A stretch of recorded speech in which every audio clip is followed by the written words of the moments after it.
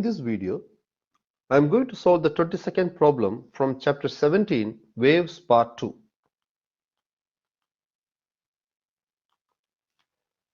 A tube 0.9 meter long is closed at one end. A stretched wire is placed near the open end.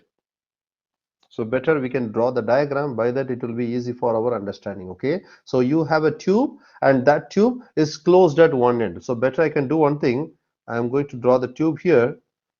So let's take this is our tube,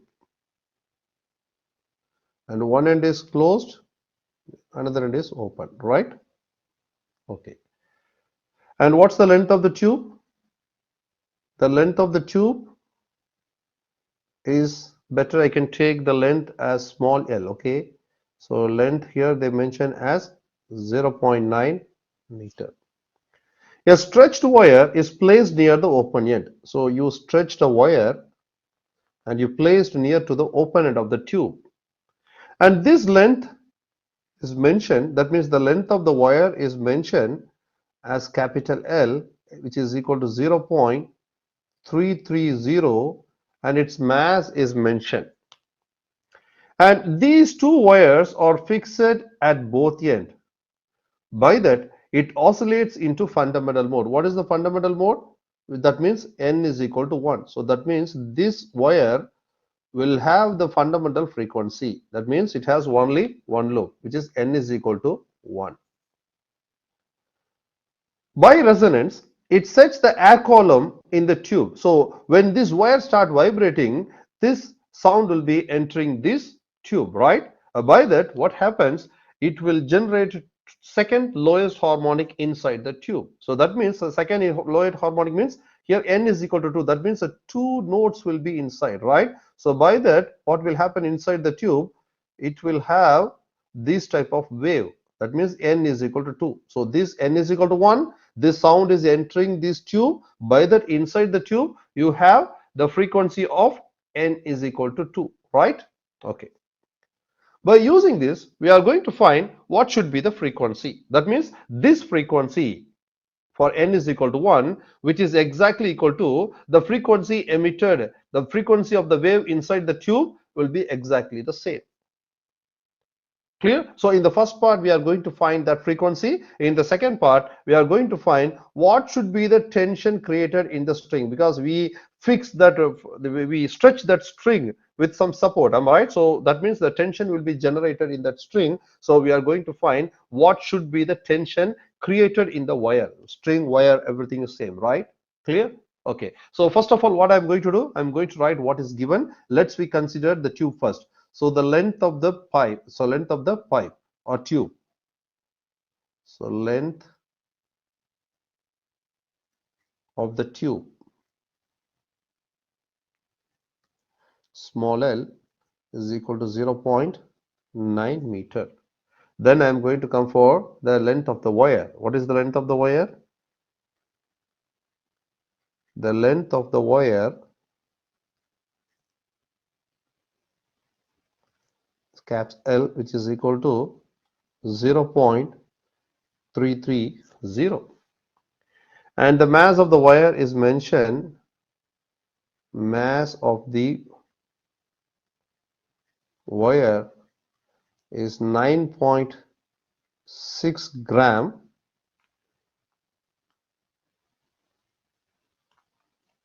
So I have to convert in terms of kilogram, which is 9.6 multiplied 10 power minus 3 kilogram, right?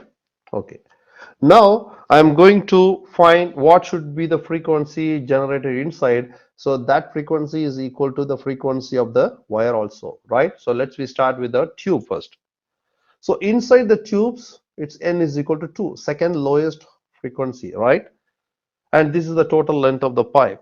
So let's we calculate from this diagram. I'm going to calculate what should be the length. So the length L, which is equal to, as I told you, inside if you have a loop, you have 2 quarters of lambda. In the open, you have only quarters. That means if you divide this loop, you have lambda over 4, and also here you have lambda over 4. This is only one half of the loop. That means only one lambda over 4 you will have. Therefore the total length of the pipe L, which is equal to 3 lambda over 4, right? Therefore, lambda equal to 4 times of L, small l over 3, right? Understand? Okay. Now, I am going to use the speed formula, speed which is equal to frequency multiplied by lambda, and therefore frequency which is equal to speed over lambda. So in this lambda, I am going to take this lambda and substitute. By that, we can easily find what should be the frequency. Which frequency? The frequency for the wave inside the tube, which is n is equal to 2. That means it is f2. Clear? So therefore, f2, which is equal to v over this value 4l over 3. So this 3 will go to the top. By that, the frequency emitted inside the tube f2 is equal to 3 times v over 4l, right? And here the speed of the sound, it's a constant 343. So I'm going to substitute the value 3 multiplied by 343 over 4 multiplied by what is the length of the tube? As they mentioned here, the length of the tube is 0.9, right? So I have to use this value. We are doing only for the tube. So whatever the calculation we did now, it's only for the tube, okay? So don't substitute the value of the length of the wire here, okay? Still we didn't touch the wire part. So the total length of the tube is 0.9. Let's we calculate what should be the frequency inside the tube.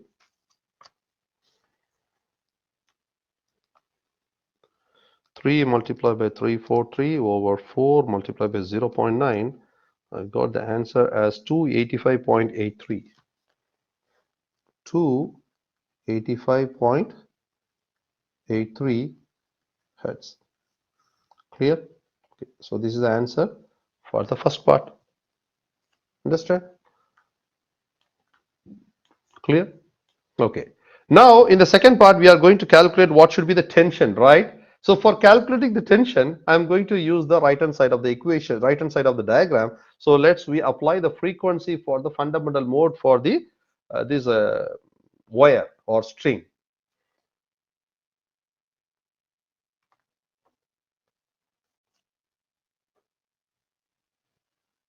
For fundamental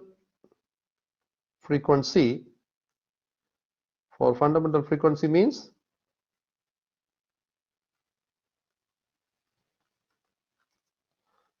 which is n is equal to 1, right? And we know the general formula for the frequency. What is the general formula for the frequency? So the general formula for the frequency for the wire, because we took only n is equal to 1, so that means it's for the wire, which is nv over 2l. I have to use the capital L, okay, because now we come for the wire part. So here n is equal to 1. By that, this part will become 1, right? So n we have to substitute 1. And what is this v? V, which is equal to square root of T over mu, where mu is the mass per unit length.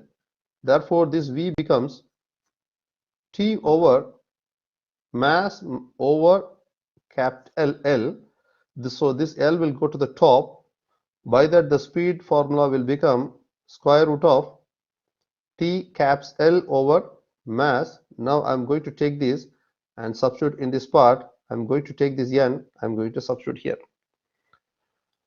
So F frequency for the fundamental in the wire, which is equal to 1 over 2L multiplied with square root of T caps L over M, right? Clear? Understand? Okay. Now we are going to find the tension. Am I right or not? So better I can do one thing. I take this and going to substitute here. So by that this equation will become frequency in the wire, which is multiplied with 2 times of the length of the wire, which is equal to square root of TL over mass, right? Clear? And by using this equation, we are going to find the tension. So I have to squaring both the left hand side and the right hand side. So this part will become Fw square. This 2L square becomes 4L square. And the right hand side, the square root will be gone. So by that, you will get only TL over M. Now, we are going to rearrange this equation in terms of tension because we are going to find the tension created in the wire. Therefore, I am going to keep this tension here. I am going to move the mass to the left hand side of the numerator and L to the left hand side of the denominator. By that, the equation will become T, which is equal to M multiplied by Fw square 4L square over L. Now, mass of the wire we have, the length of the wire we have, but what is this Fw value? As we already said, we have to go back and see the figure. This fundamental frequency in the wire will give the sound inside the tube. So by the resonance, this frequency must be equal to the frequency generated in the tube. Am I right? So we can directly take the value of the frequency from the first part. That means here the Fw, which is equal to F2, right? Fw is nothing but the frequency in the wire. F2 is nothing but the frequency inside the tube because it has second lowest frequency, right? And we already got the answer here, which is 285.83. So what I'm going to do, I'm going to take this value in place of Fw. So therefore, this equation, which equation? The tension equation becomes T, which is equal to M F2 square 4L square over L, right? Clear? We can cancel one L here. Now I am going to substitute the value. Therefore, tension T, which is equal to, the mass is 9.6 gram, am I right? So we have to convert. So 9.6 multiply, this is the mass of the wire, okay? So 9.6 multiplied by 10 power minus 3 multiplied by frequency 2. So I have to take this value 285.83 square multiplied by 4 multiplied by the length of the wire. The length of the wire they mentioned as 0.33, right? So 0.33. So I'm going to multiply. Let's see what is the answer for the tension. So 9.6 10 power minus 3 multiply 285.83 square multiply 4 multiply 0.33. I got the answer as 1035 1035.29 Newton. So what's the answer? The tension in the wire is equal to 1.04 multiply 10 power 3 Newton. Clear? That's it. Thank you.